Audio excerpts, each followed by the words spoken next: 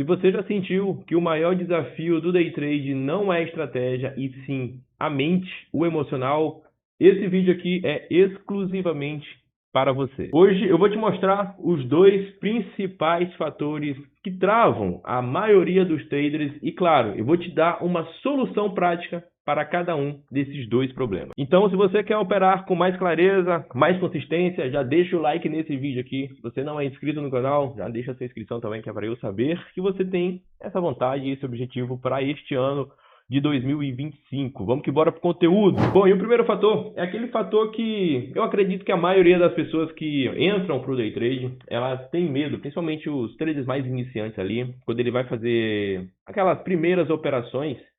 É aquele fator onde a pessoa tem medo de perder. Pô, vou abrir essa minha negociação aqui e se ela der errada? Cara, eu tô com medo de perder. Esse sentimento, ele acaba travando, né, o trader a abrir a negociação. Por quê? Porque esse trader que tem esse sentimento, tem esse medo psicológico que acaba travando ele entra para o mercado querendo acertar todas as operações. E geralmente o cara que entra no mercado querendo acertar todas as negociações, é aquele cara que tem muita vontade de enriquecer rapidamente, né? Aí eu vou entrar no trade aqui porque eu quero largar meu emprego daqui a 4 dias, daqui a um mês, por exemplo. Mas o cara que entra nesse mundo com essa intenção, ele não entende que quem faz day trade é um jogo de probabilidades, né? Então, existe umas probabilidades todas as vezes que você executa a sua negociação. Sempre quando você vai executar uma ordem, vai existir uma possibilidade, uma probabilidade da sua ordem dar certa e uma probabilidade da sua negociação dar errada. Isso é natural. São as duas vias que existem quando você vai abrir a sua operação. E é justamente esse medo que a pessoa tem de perder, falar assim, ou não aceitar a perca, né? Que ela vai falar assim, cara, eu vou segurar essa minha negociação aqui que está perdendo, eu vou aumentar o meu limite de perca aqui, né? O meu stop loss, vou aumentar aqui a minha margem, vou trazer essa minha negociação um pouco mais para baixo aqui, porque eu não aceito que essa minha negociação dê errada. E é geralmente esse sentimento que leva ao comportamento do cara não aceitar uma negociação que tecnicamente já era para ter encerrado dentro, às vezes ali certinho dentro do gerenciamento de risco dele, para uma negociação onde ele acaba perdendo o controle daquela operação, mesmo numa operação onde toma um stop loss e acaba perdendo ali mais do que deveria perder, e isso afeta o psicológico dele, né? E também existe o outro lado desse sentimento do medo de perder, que é simplesmente aquele cara, ele sair antes do tempo. Na maioria das vezes, quando você abre uma operação, vamos imaginar que você abre uma negociação de compra nesse rompimento dessa resistência aqui, só que o preço ele não vai para cima logo de cara, né? Ele começa a retornar e seu stop ele tá mais um pouco aqui embaixo. E o preço chega aqui próximo, ó. Chega nessa regiãozinha aqui. Aí o cara vai falar, pô, já perdi, já era essa minha negociação, eu vou encerrar essa ordem no dedo aqui, porque por mais que o stop esteja muito bem posicionado, né?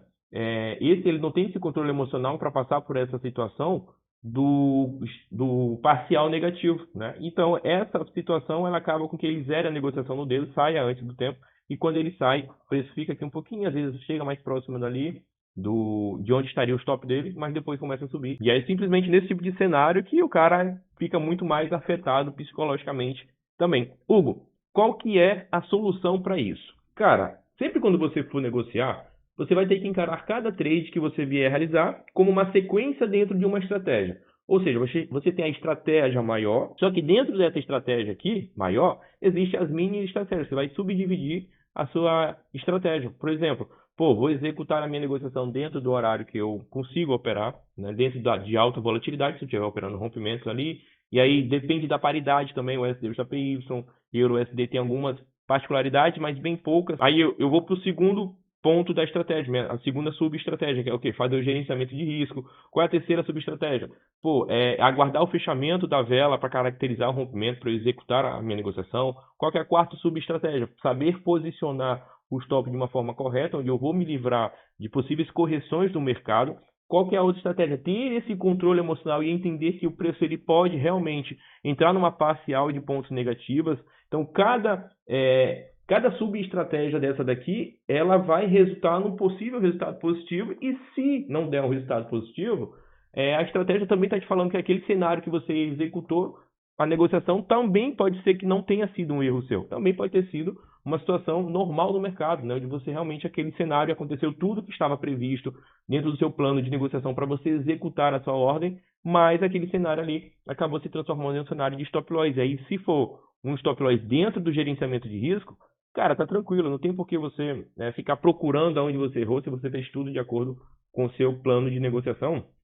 Aí você consegue realmente entender e falar, bom, eu fiz o que tinha que ser feito, segui tudo que era para ser feito, tomei um stop, então eu vou para a próxima. E aí você vai muito mais tranquilo, sem peso na consciência nenhum. Mas isso só vai ser possível se você começar também a trabalhar com um plano de gerenciamento de risco realista. Você não pode, eu tenho $100 aqui, né? Mas desses $100 eu quero colocar ali $50 de exposição do meu capital, ou 60, 70, 80, 90, $100, que seja 100% de exposição do meu capital. Cara, se você não for realista dentro do capital que você tem disponível para negociar, você não vai conseguir ter um gerenciamento de risco efetivo, você não vai conseguir ter um controle emocional efetivo. Quando você abre uma negociação, o seu gerenciamento de risco é simplesmente para que, quando você tem uma perda, né, essa perda ela não afete a sua confiança para as próximas negociações. Cara, eu tomei um stop nessa negociação, tem que estar tranquilo para operar na próxima negociação. Então, esse é o primeiro fator e é dessa forma que você vai corrigir ele nas suas negociações. Já o segundo fator é aquele excesso de expectativa por resultados rápidos, né? Eu até falei no começo do vídeo que é o cara que quer mudar de vida muito rápido, que ele entra pro trade querendo, eu quero mudar de vida rápido, quero largar meu emprego daqui a 30 dias. Esse sentimento que o cara faz, e é justamente o que é prometido às vezes na internet, que faz com que as pessoas entrem para o day trade com um sentimento errado, né? Essa expectativa, essa vontade de viver do trade em poucos meses, acaba que você não respeita o processo de aprendizado. Por quê? Você vai aprender, existem muitas variáveis para você se tornar consistente, né? Não é só estratégia, a estratégia é a parte mais fácil do mercado financeiro, mas o seu controle emocional, o seu controle psicológico, cada operação que você vier realizar, você vai estar afiando ele, você vai estar treinando ele. E se você não aceita passar pelo processo, eu sei que é chato falar isso, né? Mas se a gente não aceita passar pelo processo, quer atropelar, quero viver de trade daqui a 15 dias, daqui a 30 dias, sendo que eu nunca negociei, né? Isso vai te gerar uma ansiedade e vai, principalmente quando você perder, né? Vai fazer com que você queira recuperar aquela perda naturalmente. E eu já vi muito isso acontecer, né, de perto mesmo. E o cara que começa a operar sem critério. Pô, o cara tomou um stop aqui, principalmente aqueles stops maiores, né? O cara, pô, tomei um stop aqui de 40% do meu capital. Aí o cara, na mesma hora, tomou o stop, ele já abre outra negociação. Não tem critério nenhum, não tem plano nenhum, ele não seguiu nada, ele simplesmente foi emotivo na operação dele. E isso não vai trazer resultado, tá? Se você é impaciente, o mercado não vai te premiar. O mercado não premia, bota isso aqui na sua cabeça, o mercado não premia as pessoas que são impacientes. Você precisa ter total paciência para negociar no mercado financeiro. Como é que eu vou trazer solução para isso? Simplesmente, você tem que ter um plano claro de evolução. Pô, comece pequeno, não tem problema. Hugo, eu só posso começar com $40, $50, $10 que seja. Cara, não tem problema. Bota $10 nesse mês aí, negocia com 0,01, que é o lote mínimo ali, vai negociando pequenininho mesmo. Mesmo que nesse primeiro cenário, se você quebrar ali com $10, tá tranquilo, você perdeu R$50 ali, R$60 no máximo. Então, esse primeiro processo é o processo onde você vai aprender a negociar, mexer na plataforma, entender a sua estratégia, entender o que você aceita passar, o que não aceita passar. E você vai ter que melhorar um pouquinho mais, né? Pô, nesse mês eu quebrei, mas no outro eu não vou quebrar.